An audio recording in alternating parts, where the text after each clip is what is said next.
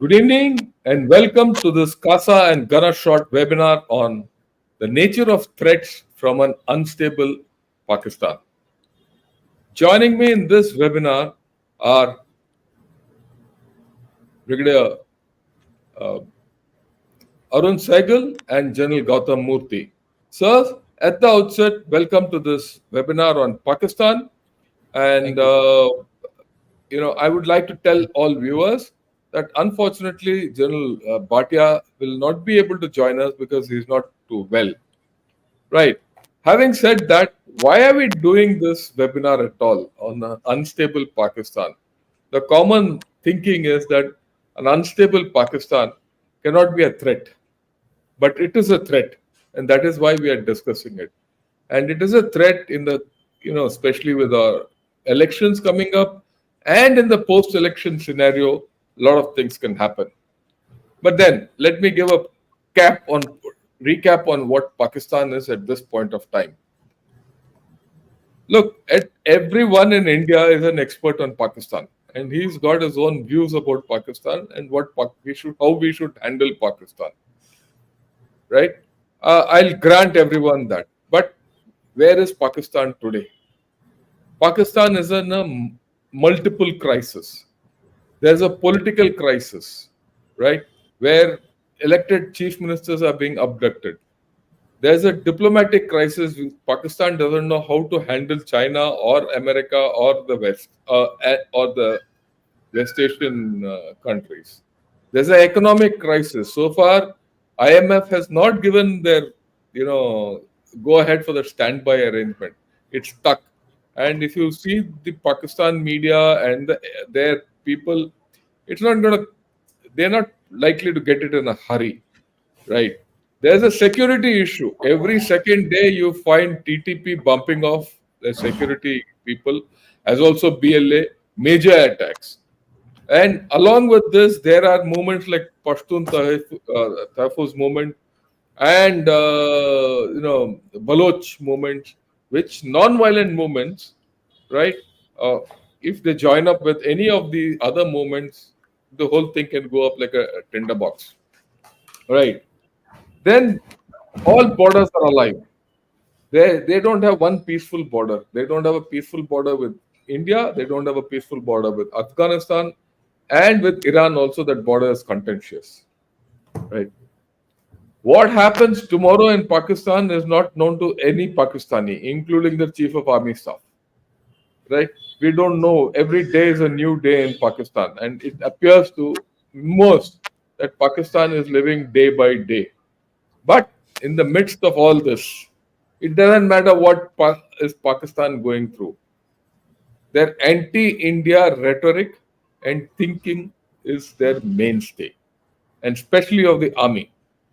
The army still considers itself the defender of the faith and the defender of the ideological frontiers of Islam. Right? It is just not, their normal borders. In their thinking, Kashmir must be one. And that is why you see constant attacks in Jammu region, which we saw recently. And in the run up to the election, we have not seen a major attack, but I will not put it out of bounds. And then there is a role they will play in the post election scenario. How they will come up is a question mark, which we need to discuss, I'm sure. Okay. And in their opinion, this is their thinking, This is a constant in the Pakistani thinking is that Hindus are not good fighters, right? Revenge against India must be taken at any cost. There's no doubt. They are adept at playing off China and Pakistan against each other. And I heard a commentator saying yesterday, "Idhar ka topi udhar, udhar ka topi idhar," and this is a Pakistani commentator. They're very adept at it, right? The military businesses of the Pakistan army gives them, economic clout and political clout, and this, in turn, put together gives them a sort of international clout. Uh, Despite what their economic condition is, their defense budget grows by about anything between 6 to 14% every year, right? And their arms and ammunition and everything are in pretty good nick. In fact, they're expanding their navy. They're, they're these days, a lot of their issues regarding economics have been mitigated to a large extent because they are on a spree to sell ammunition to Ukraine and now to Bangladesh. So this is the Pakistan we are talking of. On one hand, economically defunct, politically in mired in problems, internal security. Externally, there is something else, and that external force is all directed towards India. In this condition, I'd request uh, first General Gautam Murthy, followed by Brigadier Arun Sahgal, to say what are the nature of threats which we can expect from an unstable Pakistan. General Gautam Murthy, sir, all yours. Thank you, General Shankar. Good evening and Jai Hind to you, Brigadier Arun Sahgal, my former boss, and to your viewers. Uh, Thank you very much for this excellent introduction, General Shankar. You very clearly mentioned an unstable Pakistan is not in India's interest as it poses many significant threats to India in various dimensions. You see, what we need to understand is that after the virtual abrogation of Article 370 and 35A of the Constitution by the government, which was ratified by the Parliament on 5th of August 2019, and then there's been the subsequent detailed and comprehensive unanimous judgment by the Supreme Court of India. Both these have taken the wind out of the sails of Pakistan. Now that elections have been announced to be held this month, the issue of abrogation isn't even coming up in the campaigning. That is not an issue. The only sticking point for the major political parties at the hustings is the restoration of statehood. Now, this restoration of statehood in any case has been assured by the government of India.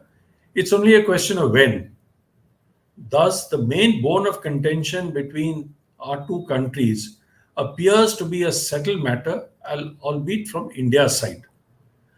Pakistan has yet to recognize this de facto as well as de jure reality, having painted itself into a corner by unilaterally breaking off our diplomatic relations with India as soon as the Parliament resolution of 5th August 2019 was passed. So Pakistan is yet to reconcile with this, and according to them, Kashmir is still a disputed matter. Now, we all know that back channel talks between the two countries have not yielded much, but there is at least one positive result that we can see. One is looking at some positivity that the ceasefire is holding despite minor violations now and then. In fact, just this morning, you would have read that a BHF Jawan was injured in a ceasefire violation by Pakistan in the Jammu sector. Unfortunately, infiltration continues unabated south of the Pir Panjal. My more knowledgeable colleague and my senior over here, Brigadier SAHGAL, will be able to dilate more upon it during our discussion. I'll simply speak on what could be the triggers to heightened violence and how could this manifest itself. What are the threats that India can expect from this unstable Pakistan? The instability has been brought out brilliantly by General Shankar, so I will not speak about that. See, Pakistan arrived at the conclusion that it could not match India by conventional means. Therefore, it turned into an asymmetric strategy, which we all know General Ziaul Haq enunciated long ago, to bleed India by 1,000 cuts. So they've been supporting anti-militant, anti-India militant groups such as the Lashkar-e-Taiba and the Jaish-e-Mohammed, both of whom are proscribed terrorist organizations by the United Nations. Operating behind a veil of plausible deniability, they've always used that. Pakistan has been using Kashmiri insurgent groups as a strategic extension of their own security forces and as a force multiplier. Now, you would recollect what the then Foreign Secretary Hillary Clinton had to say, that you cannot raise snakes in your backyard and not have them expect to bite you. So Pakistan today, and not just today, for the last 20 years, has been facing a huge backlash in terrorism. Their whole society has been polarized, and terrorism has come home and it's biting it on a regular basis. Now, we are not looking at what is happening to them. I mean, they may stew in their own juices, which is what they have done to themselves. But India has faced a daunting challenge of formulating an effective counterterrorism strategy while remaining under the nuclear threshold. Frustrated over our inability to deter Pakistan from supporting militant groups, from inside India, and smarting from the stalemate of Op Prakram, India has devised its own assertive so-called Cold War doctrine, which entails limited advances inside Pakistan, rapidly mobilizing our infantry and armored formations before their defensive positions can also be occupied. Although many people scoff at this Cold Star doctrine, it may be initiated following insurgent attacks on Indian territory that are believed to be supported by Pakistan. Also, please, I'd like to take your viewers' minds back to the surgical strikes carried out by India in POK and the airstrikes on Jabbar Top, popularly known as Balakot. India has many options that can be used, but we'll not get into that right now. We'll speak about terrorism and proxy war. I've already mentioned about it. Historically, they will continue to target India by all means possible. Besides trying to disrupt the elections in J&K, these groups could use sympathizers within India and carry out terrorist attacks in cities and towns in India's hinterland. We need to be wary about that. Cross-border violence, unrest in Pakistan often results in heightened tensions along the line of control, and this could lead to ceasefire violations and cross-LOC skirmishes. We need to be wary about that. The nuclear threat. Now, Pakistan's nuclear arsenal is a major concern to India, and political instability raises fears of these weapons and the possibility of them falling into the hands of non-state actors. This inherent danger has not only been pointed out by us, by the Americans as well. Brigadier SAHGAL can tell you more about that. And Pakistan counters this by saying they've established a robust set of measures to assure the security of its nuclear weapons. Nobody need be worried about it, and so on and so forth. They've copied certain US practices on procedures, technologies, physical security, personal reliability programs, deception, secrecy. Now, these measures provides the Pakistan armies that they have this strategic plans division, which actually handles the nuclear weapons. They give them a high degree of confidence in the safety and security of the nuclear weapons. Although the Pakistan army is very, very confident about it, that this could not fall into wrong hands. But nevertheless, that we see the cleavage within the army, although General Munir has been pushing out and has sent out a number of people who he has felt is batting for the other side, but the danger exists and cannot be wished away by our planners. This has to be factored in when we are looking at the nature of threats from an unstable Pakistan. Now, apart from the nuclear factor, there's another important factor. You see, as India's economy develops and moves in an upwards trajectory, Pakistan's economy, thanks to its own shenanigans, is on a downward trajectory, relying on loans and bailouts. Now, the latest tranche, as General Shankar has pointed out, is actually hanging by a thread. Pakistan is quiet, one of the reasons for that. This has resulted in India continuing to build up its capacities and capabilities. We are countering not just Pakistan, but also China, who we regard as our main adversary today. India's strategic relationship with the US and strengthening of this relationship, which has bipartisan support in the United States, has caused a deep concern to Pakistan. You know, on 17th December 2023, a few months ago at the United Nations Security Council, Pakistan warned India of a conflict. They've actually said it. due to a conventional imbalance. And Pakistan's envoy to the United Nations has said, I am quoting now, I'm just reading out exactly what he said.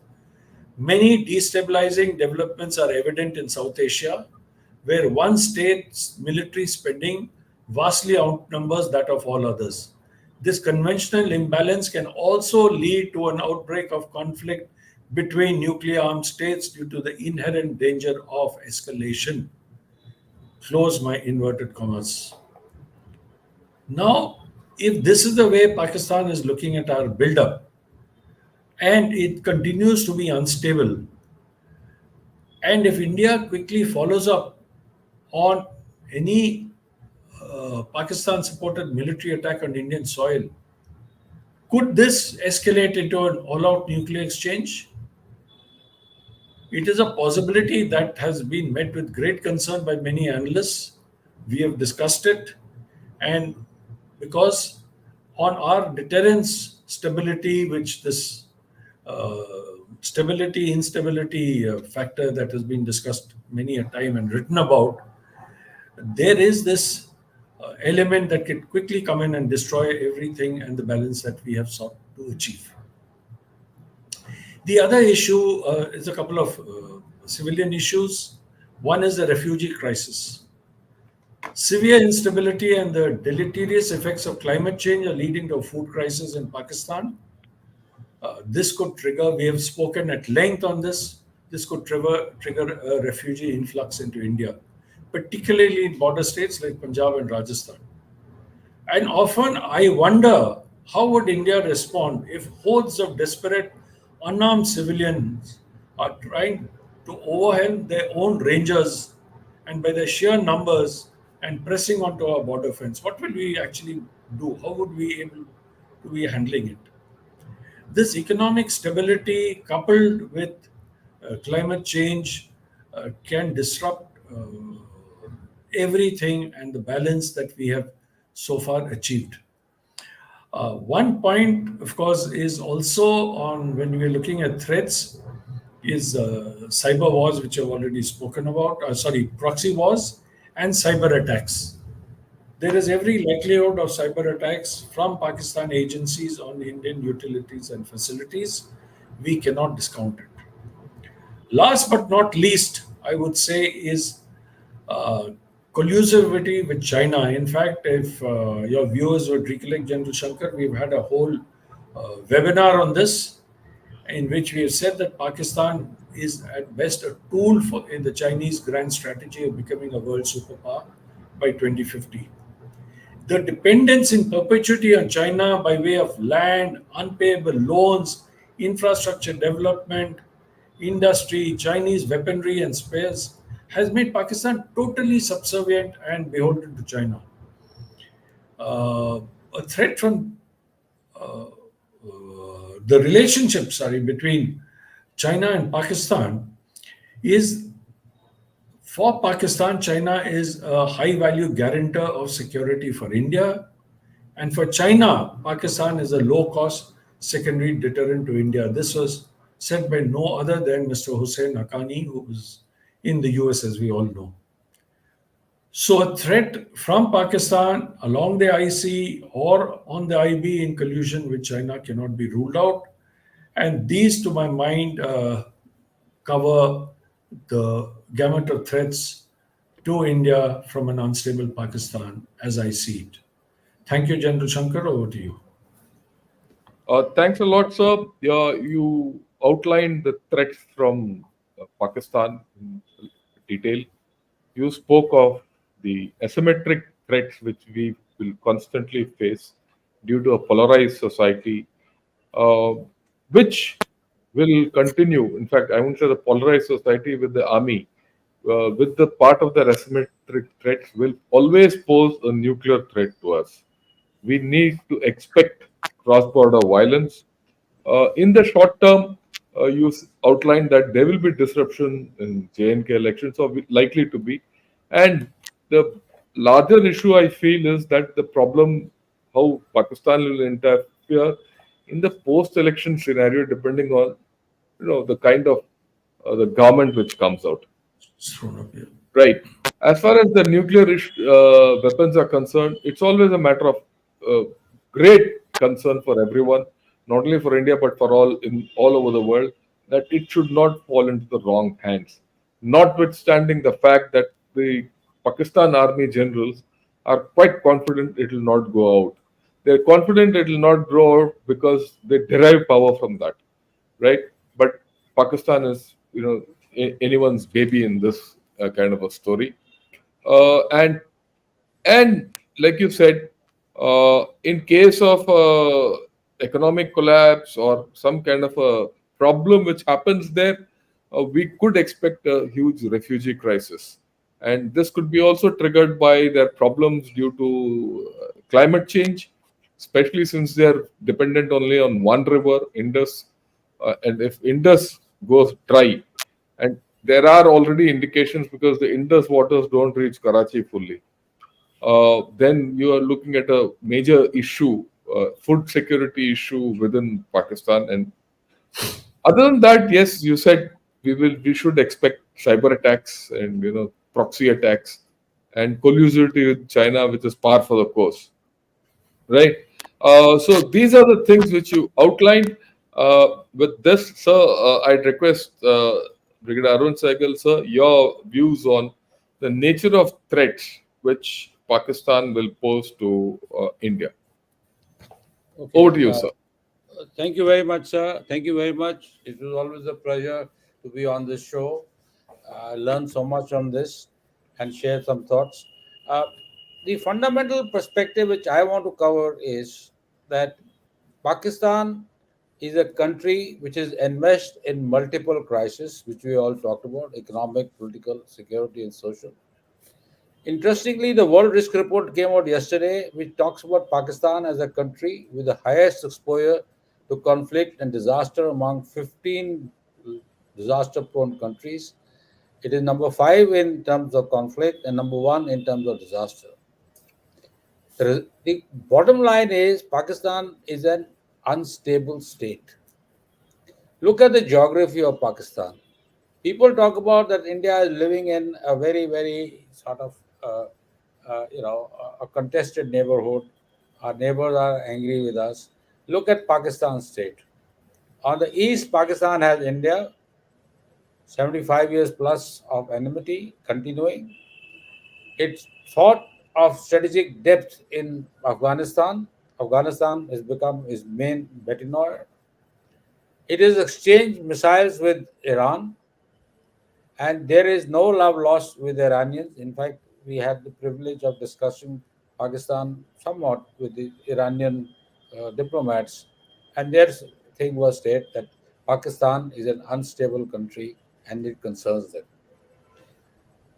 See, so the problem which Pakistan faces is this: its instability is resulting in erosion of development and and state of stability within Pakistan. It is facing identity crisis and a dominant military with a fragile political system. So, what this basically means is that the Pakistani state cannot handle its internal situation, which is becoming from bad to worse. So, what is happening? At one level, there is an insurgency like situation in northwestern Frontier province and Balochistan. Pakistan is internally in trouble, in turmoil. Secondly, the Pakistani military, through its attempt to control dissent amongst the middle cadres, dissent with Hamid's court martial is indicative of the fact that there are elements within Pakistani military who will not bow down to the diktats of the Asim Munir.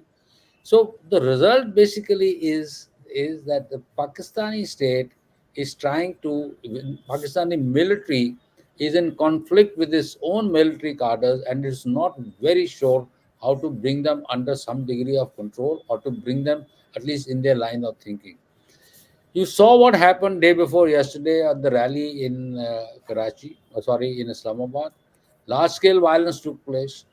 The attempt again over there was to use force to contain students and the PTI supporters.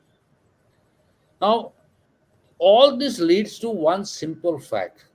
A simple fact is that the Pakistani state is unable to control dissent within, and therefore the Pakistani military is trying to play the role of a political democrat who's trying to bring about some kind of a stability. It's not happening purely because at one level the PLMLN and other partners, PPP, etc., do not under any circumstance wants the voice of the people, which is the PTI at this point in time, to come into the front space.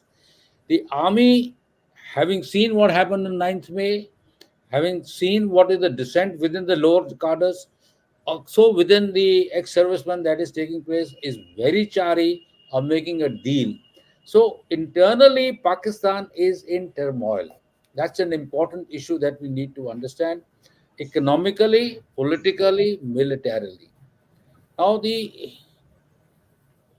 there is, taking a cue from what Bangladesh has happened in Bangladesh, there is a scenario which could build up if situation is not controlled of a large scale street violence which might impact the might affect or they might attempt to overthrow the Sharif government. Now, if that happens, the problem will be how does the army play the role? So, if the army is going to play the role of containing and use large scale violence, that is going to have a bigger issue. So, implosion in Pakistan is a serious problem for us, even much more than what we see in terms of cross border terror, which I'll just come to in a while. So, this is a major, major issue. In this scenario, sadly speaking, neither my good friends Americans, who have a soft corner for the Pakistanis for multiple reasons, including the nuclear issues, including the fact that there is a certain degree of old partnerships, the kind of access the Americans have into the Pakistani system, and from there they sort of oversee the role of the ISS and Taliban and other elements, and they have their surveillance devices, etc., all located over there. And also my good friend Chinese, who looking at Pakistan as an access to the warm waters of the Indian Ocean region. The development in Pakistan is basically infrastructure oriented development. But the fact of the matter is, all these issues will go for a six if there is an internal implosion. And my biggest worry is that kind of an internal implosion is well on the cards. Now, the second element is that, as has been brought out by the two esteemed speakers earlier, that whenever Pakistan faces an internal problem, it externalizes it. It has got only one area to externalize, that is in India. And that we are seeing now. The interesting statement was made on the Pakistani Defense Day by the Pakistani Army Chief, who said that Kashmir is an important issue. Kashmir is a contested issue. We will support the people of Kashmir, etc., etc. Standard line, and basically speaking is that Kashmir remains at the central focus point of the agenda. Now, the question that arises is this, is that we are going through elections in Kashmir. So far, luckily, the pre-election violence has been contained, although Pakistan has done its best to raise the bogey of terrorism and try to escalate and start fires in the Doda and Jammu areas, where, sadly speaking, we were caught flat-footed for the number of reasons which people are aware of. I'm not going to go into. But the fact of the matter is this, is that terrorism will continue to be used as a policy of last resort to take the focus from internal troubles to externalize its security and bringing India into the center scope. Because that's the only thing that they believe it works. My understanding is, while the Pakistan leadership continues to believe that this is what they can do and this is what they must do, the reality is that the PTI, the other political elements, and the students and the younger generation in Pakistan, who otherwise are very bright, they look at their future being thwarted by this ulterior motives of the Pakistani military and political establishment are not so sanguine about this policy of escalation of threat to India.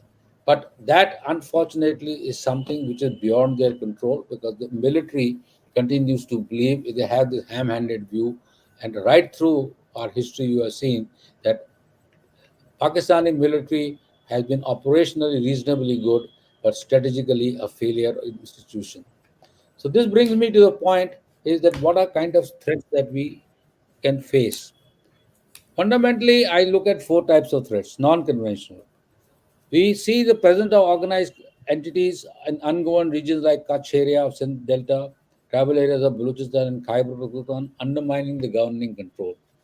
They are expanding their operational areas in the maritime space. This is not a direct threat, but it is a threat which is seriously undermine the internal stability of Pakistan.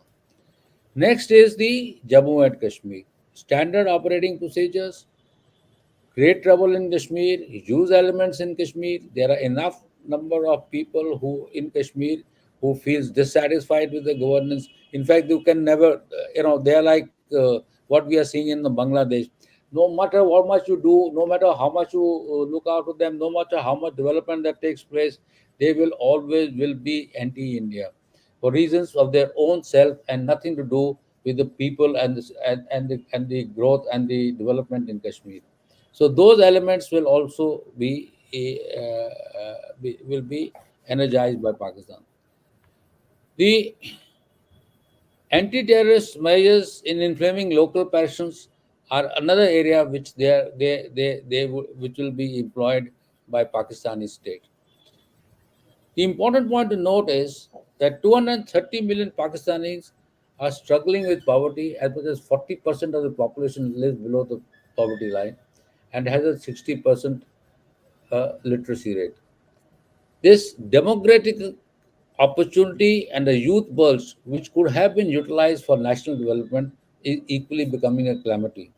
Long time back, in one of the exercises I did with net assessment exercise we learned that youthful population can be a big assets if utilized properly, but it can also be a scourge because they become otherwise Vikings destroying the fabric of the nation.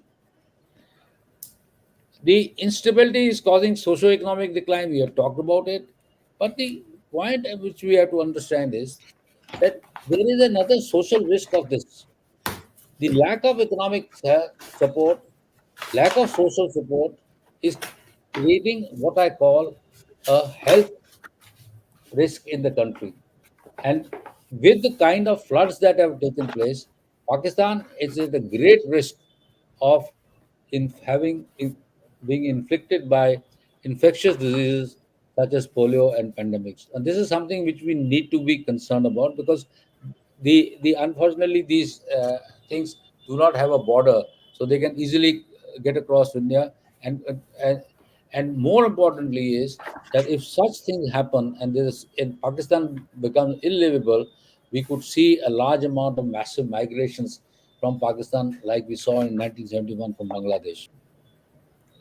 The sub-conventional conflict has already been covered. I will not talk much about it. Cross-border response, etc., has been there. But what is important is that there is a disconnect that is taking place. Earlier, the Taliban and the TTP were being used as weapons of terror against India. Now these things are not available. Now the homegrown terrorists like Lashkar-e, Jaish-e-Mohammed, and some elements of that are being utilized, and they are being interspersed with ex-servicemen who have been brought into this whole game and are being shoved across the border to create the kind of mahim that we saw in Jammu Roda area. The sad part is that these elements are virulent, and they carry out their attacks with a great degree of impunity and causing a huge amount of loss of life. But the good part is that the larger terrorist organizations like ISIS, TTP, Taliban, etc., are not supporting Pakistan in this. So, to that extent, this is something of interest to us that when we talk about terrorism in Pakistan, we need to be concerned about that. Then the issue of conventional threat. What worries me is the presence of factions within the military can give rise to false flag operations, undermining diplomatic efforts and increasing the risk of miscalculation. Now, false flag operations is something which the Pakistanis have talked about increasingly, and we need to be concerned about. The second issue we talked about is the Sino-Pak collaboration. Reports indicate that there is increasing number of an understanding of how do we manage both the borders. And one element of that was that when we pulled out certain number of forces as a part of our readjustments, both in Ladakh and in the line of actual control, line of control, the infiltration suddenly increased in Rajouri area. And this also uh, was coincided with a certain degree of assertive moves in Ladakh. So the element of Pak China collaboration is real. It can be calibrated. This is something I want people to understand. This can be calibrated at will and escalated up to a point where they believe that India's response levels will get constrained. This is something which we need to worry about. The next element is that the Pakistani military continues to modernize. As per CIPRI's database, Pakistan has made 90 significant acquisitions of advanced weapon systems in the past 5 years. In terms of Pakistani strategy vis-a-vis India, in my last meeting on the track 2, the Pakistani presented a paper on terms of the nature of threats and challenges to Pakistan. One of the elements of the paper was that Pakistani is very clear that given the growing military imbalance, at some stage in operational contest, they will have no option but to fall back on what is now being called as non-strategic nuclear weapons or tactical nuclear weapons, as we call them. Their perception is that transition from conventional use to non-strategic nuclear weapons use, which is also falls within the conventional framework, as has been discussed in the NATO thinking, as also in the Russian thinking in the Ukraine conflict, is a par for the course and therefore does not constitute any high level of escalation. Now, this is something which we need to be concerned about and need to worry about, because uh, it's the how we manage our our nuclear doctrinal thinking, how do we manage our response to this thing, will need to require a much more nuanced understanding by simple other than simply saying that a lot of our analysts in Delhi and other places continue to believe that, oh, we have a no first use doctrine followed by massive response. What does massive response mean, etc., is something which we need to be looking at. So in short, what I'm trying to get at is that the Pakistani state is in the state of internal implosion. The internal implosion has a huge amount of internal contradictions, and the sad part of this is that any implication of those internal contradictions will be posed is by India. And I also see that the army, we thought that they have things under control, is under huge degree of stress. Mr. Asim Munir is not fully in control, and I feel that, and this is my personal view, is that Pakistan can create a scenario of escalation with India, well, in the belief that any escalation with India will A, divert attention, would help Pakistan, and consequences of that escalation could be managed by Pakistani, China combined in this region. Thank you. I'll stop here and wait for your comments, sir. Thanks a lot, sir. You highlighted the multiple crisis which is ongoing in Pakistan. Actually, you reiterated what I've said. It's a very highly unstable state. Um, and the army, which is supposed to be holding Pakistan together, is facing an identity crisis and is also having internal strife. Right. As a result, plus you look at the economy, the way it's going, and other things which you outlined. You spoke of an implosion in Pakistan of the kind which is happening in Bangladesh, which could happen. And if that happens, we're going to face a major issue, right? If that happens, there are good chances which Pakistan might externalize the whole story. And in that, Kashmir would be their central focus, or probably the reason by which they will start their escalation. And we have to be conscious of the fact in all this, the China Pak collusion will not go away anywhere. In fact, it gets reinforced. You also indicated that the recent escalation in Rajouri, Jammu sector is Yes. part of the Sino-Pak collusion, which I think is a very important factor we should be clear of. And you spoke of four, four layers of threat which can still come from Pakistan. A subconventional threat, uh, JNK centered maybe, right, through their internal terrorist organizations or rump organizations with ex-servicemen. We could have a health related risk if the internal conditions in Pakistan deteriorate. Then you can have the conventional threat. I'm glad you brought out the conventional threat because a lot of us think that the conventional threat has gone away. I'm sure it has not gone away. And I'll just show a few slides which I had with me. As you kept speaking, I caught hold of them. I'll show them to tell you where they are in terms of conventional strength in Army, Navy, and Air Force and their missiles. And of course, all this with the Sino-Pak collaboration. Uh, and you also mentioned the Pak military acquisitions. And of course, last but not the least, it is their belief that they cannot handle resurgent India, and hence at any point of time they can go in for the nuclear option. Before I take on questions and all that, I'd like to go through this thing, sir, with your right. I'll Okay. This is not coming through. No, it's come Unfortunately, all right. No, it's come all right. no. This is the uh, the tables which I had are not coming through. Okay. I'll just give me a minute. I'll show you another slide in which I have all these.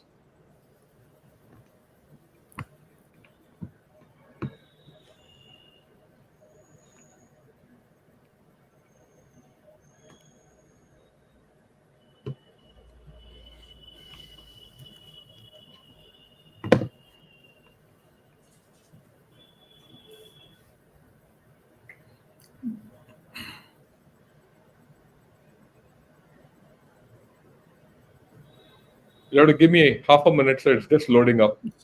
No I problem. just want to ask Brigadier Cycle one question while you're locating your slide Yeah, and yeah, please, sir. For the audience.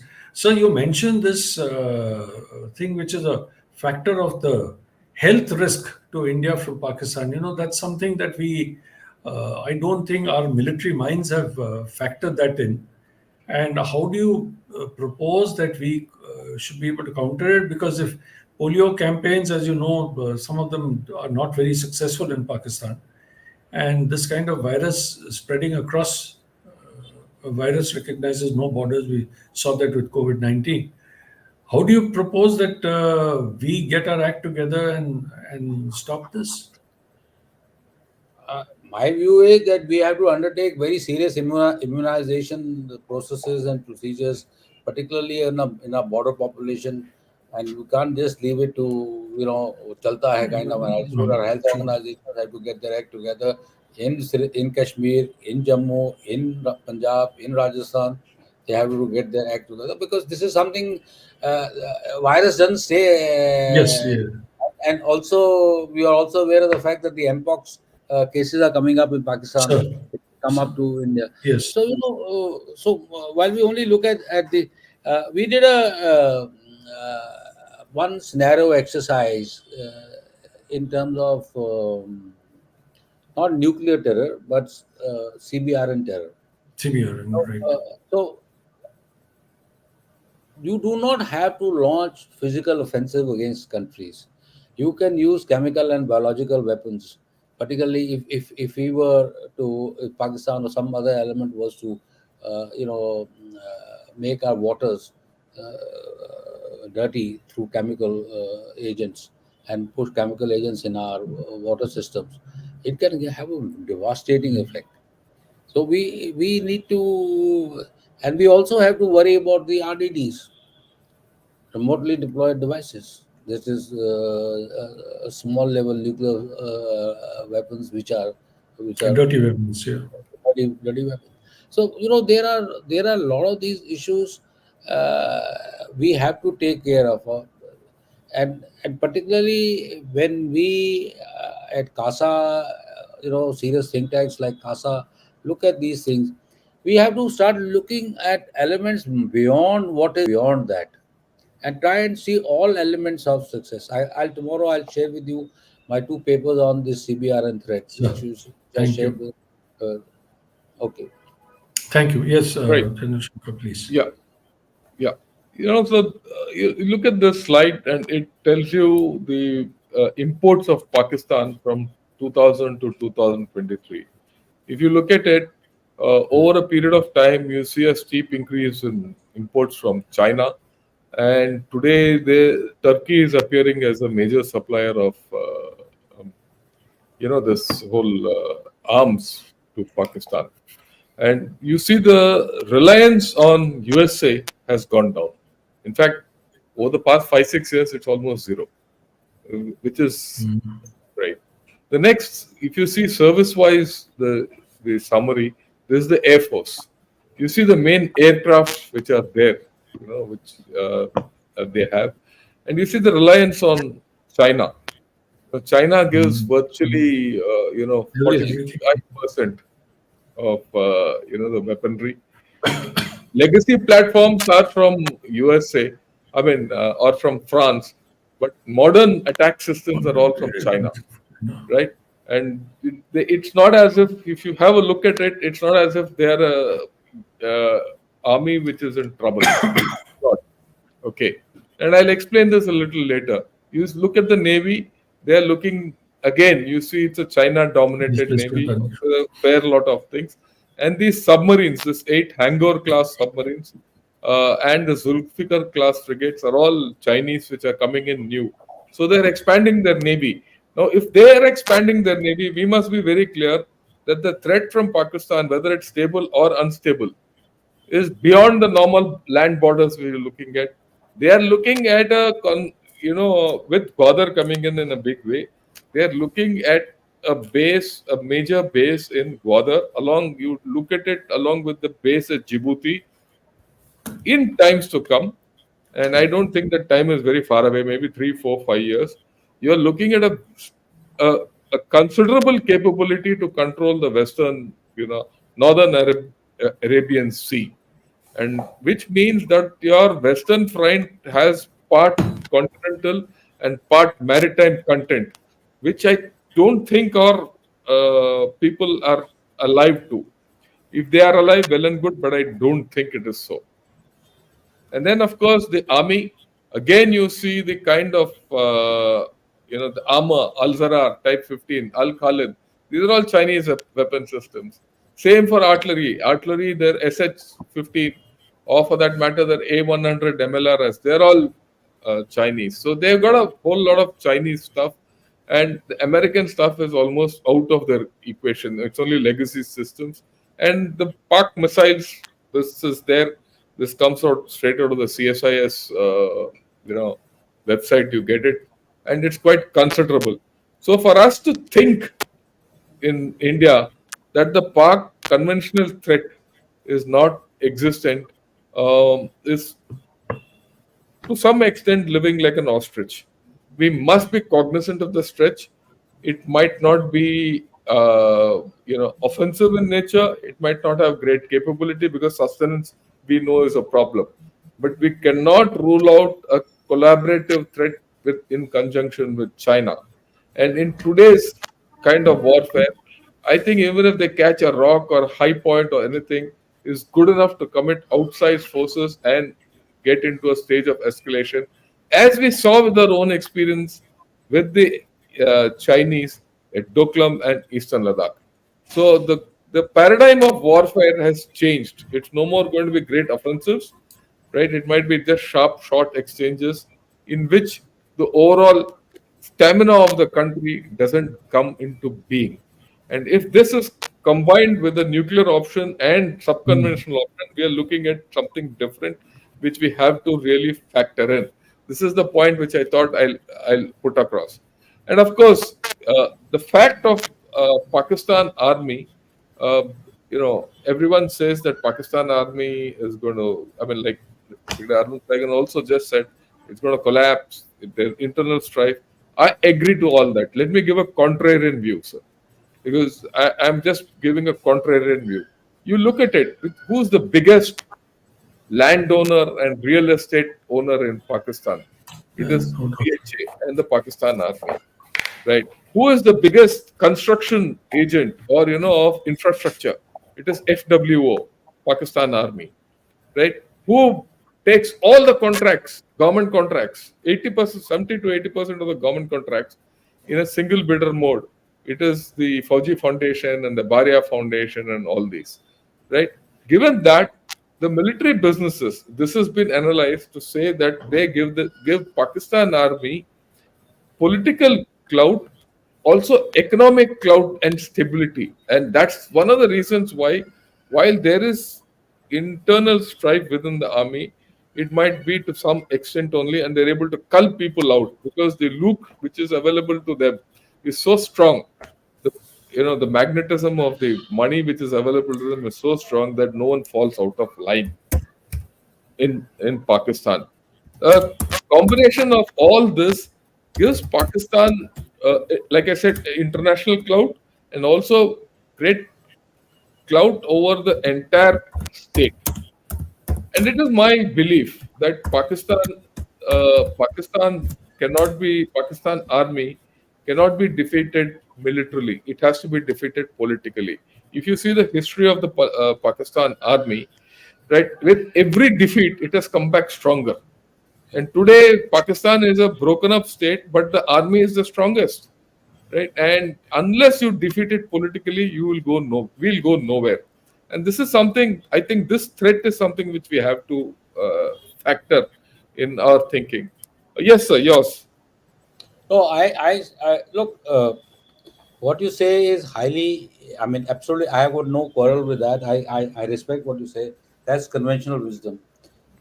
But what is bothering people like me is you cannot put Faz Hamids, you can't put GOC 4 core, you can't put large number of officers, you can't have large number of ex-servicemen who are being highly antagonized. See, so what happening in Pakistan? Pakistan is like a normal Indian state. I mean, the mindset is basically we think the same Yeah, way. yes, yes, yes. That there is a perception that Asim Munir have gone much beyond his Yes. grandeur, and he is antagonizing the core commanders and other elements. They were till yesterday were used to take the insults because of the hugely hierarchical command and control system, and they would buy that. What I am trying to say is that we need to start looking inside Pakistani military and their veterans to try and understand, are there any alternative dynamics at play which a give us an understanding that all is not well with the Pakistani military, because every leader, sir, every leader, even Xi Jinping sitting, like you rightly keep pointing out all the time, is that he is a vulnerable man. You say so, Yeah. no? So Yes. because, Yes. but the fact of the matter is that he has removed all restrictions on everything, and yet he is, as a leader, is feeling himself to be challenged. Asim Munir is for the first time, his language, the way he has handled people, the high-handedness, lack of sophistication, his anger to the his other brother co-commanders, is indicating to us that there is a friction in the military. I totally buy that friction is at surface level most of the time, like we understand from our forces. But our army's thinking and the Pakistani army thinking is different.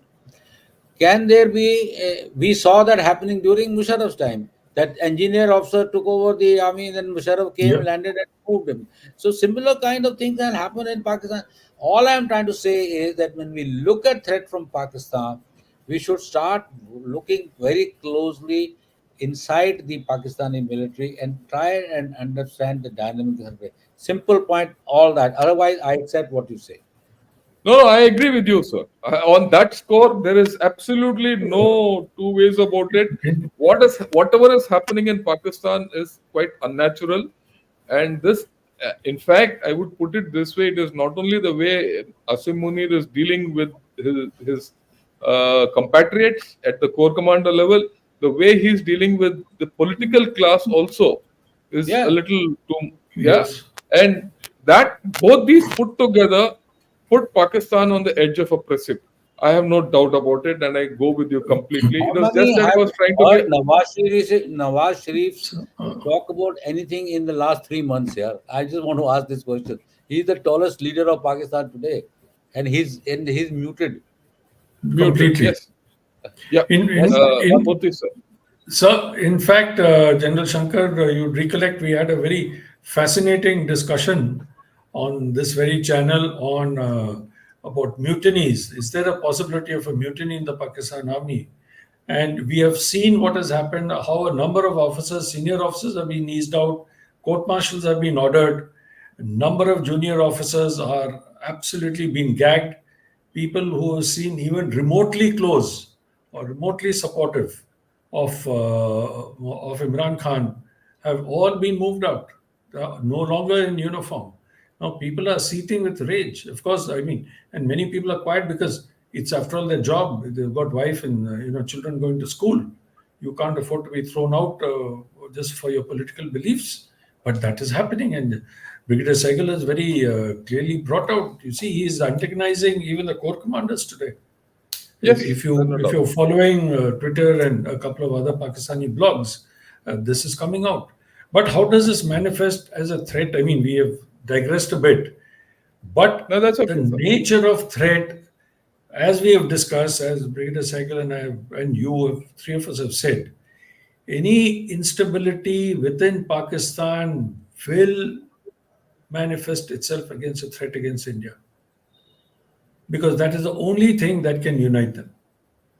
And paper Yes. over the differences. It will not bridge the differences. It will just paper over the differences for that short period. So they will look Right. for a short bailout. Okay, over to you, please. Do we Right. have any? Thanks a lot, sir. If you've not had anything more to say, I'll take some questions because I think Listen. this subject we've covered from a 360-degree viewpoint.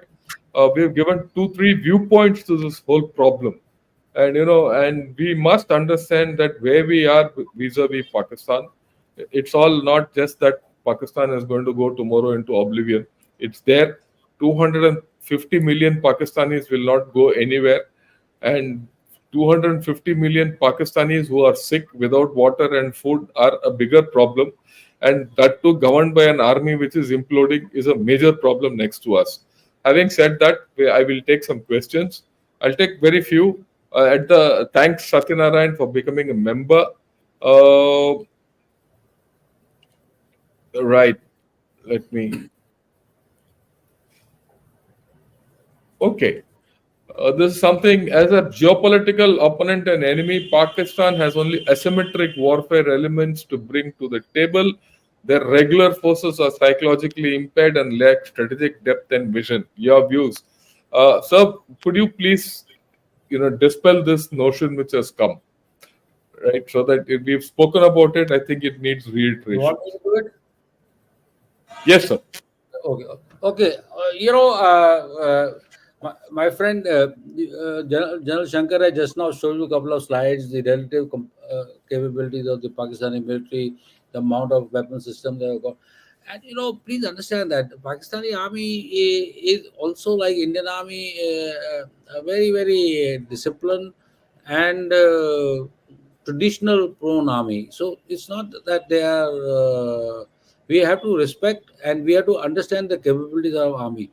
We have a conventional threat from Pakistan.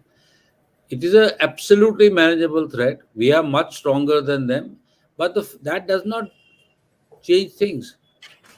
Uh, we have to be cognizant of that threat, and that threat, what the Pakistan has another advantage, and that is the advantages of using asymmetric, subconventional, and the conventional threat together to create a, I would put it this way, not to create a situation of uh, where we are uncomfortable where we'll have to use large number of resources to manage it.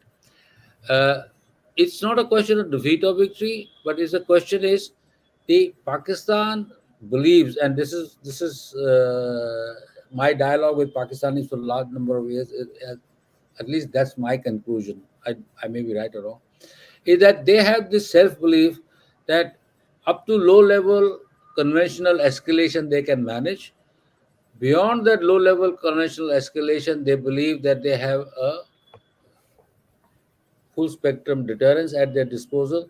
To that extent, they believe that the space for sub-conventional war, which you are also talking about, is created. India has dispelled that space by Balakot. We have dispelled that space during 2016, and we have categorically told Pakistanis that if you believe that you can exploit that space, you will have to face the consequences, and India is ready to take up the challenge.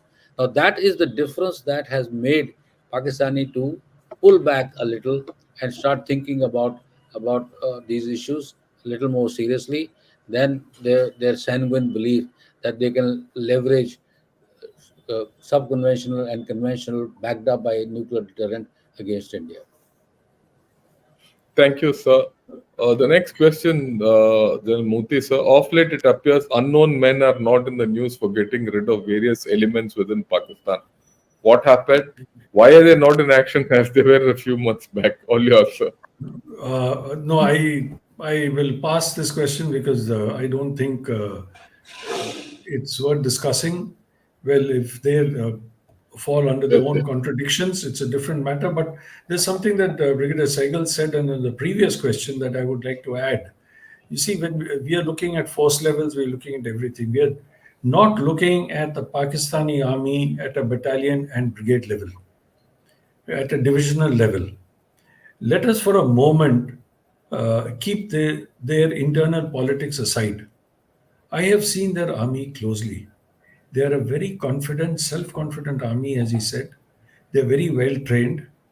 They are clear and they are tradition bound, more tradition bound than the Indian army in the Fauji values and the bedrock of discipline and your tactics and everything else.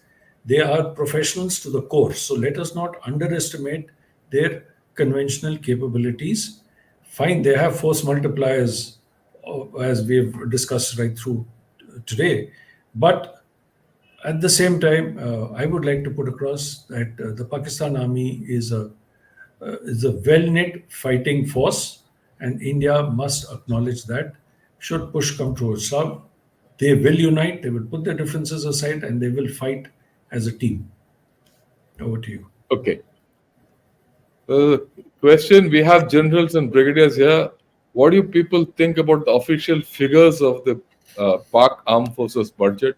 Since the size of the Pak army is half the size of the Indian army and 33% of the Indian budget. Anyone, sir? Can I answer Gautam? that? Yeah, yeah, please, sir, please. Look, my friend, we have in our country this habit of looking at budgets and sizes and things like that. Please remember one thing: in 1971 operations, only 40% of the Indian army was used for actual operations. Look at our problem.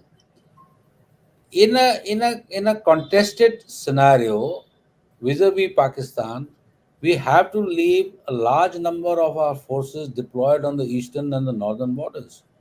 We can't bring them out. So it is not the size that matters. I keep saying is the deployable forces, and in the deployable forces, Correct. amount of capacities and capabilities that you can deploy is what matters in a war. Most of the wars are only about 30 to 40% of the forces are used against the aggressor. Give an example. You think the regular forces, the complete regular army of the Russians are fighting the Ukrainians? They are not. The mobilization of the main force of the Russian army is not there. They get a brigade from Turkestan, they get a brigade from here, they can ETIM and other places. See, the point we have to understand is this: is that there is a standing army, there is a deployable army, and deployable armies are front specific. And a country like India has got a two front scenario. We have the eastern front, we have the northern front. Sadly, both the fronts are active. So therefore, that unfortunately creates a problem for us. So this is something which we need to understand. And that is why when the army asks for resources, army asks for 3% of the budget, army asks for extra modernization, armed forces ask for additional resources. This is the issue. People simply do not understand the fact that complete 1.1 million army is not available to be deployed on any front. It is only the 30 to 40% of that army which is available for deployable. We will, over a period of time, upgrade it to 50% to 60%, but that's the bottom line figure. But we cannot denude completely our borders. So to that extent, it is important. The second issue is the Pakistanis are getting force multipliers and other elements which we are struggling to get from Americans and others. Like give you example of this their aircraft C-10. No, what is it called? The fifth generation aircraft which the Chinese are giving them. So the bottom line J20, is sir. J20. Now, they are simply going to fly off a J20, send 20 pilots to China, they will train them and they fly the damn thing off and bring them over here. No questions asked. There are no Senate approvals. There are no, and there are no regulatory Business in place. certificates. There are no nothing here. This is something which I keep telling my American friends. Yeah, I mean, you think that when I'm paying for the goddamn thing, you think you are doing me a favor by giving it to me after even I'm paying for it. Yeah, we talk about this joint production, etc., which remains mired in years and years of regulatory this thing. So the question which which you have to understand basically is this: is yes, India is strong, India is big, India has got large army, we have a large number of resources, but the relativity of resources and the relativity of challenge are not sanguine. They have to be curated to match the challenge which we need to deal with the enemy. So thank you. I think we've run out of time. Uh, I must thank both of you for having come here and given your views so lucidly and painted a picture which is, you know, contrary to the normal thinking. The normal thinking, as we understand that Pakistan is, done and dusted, is not there. It is still alive. It is still 230 million people.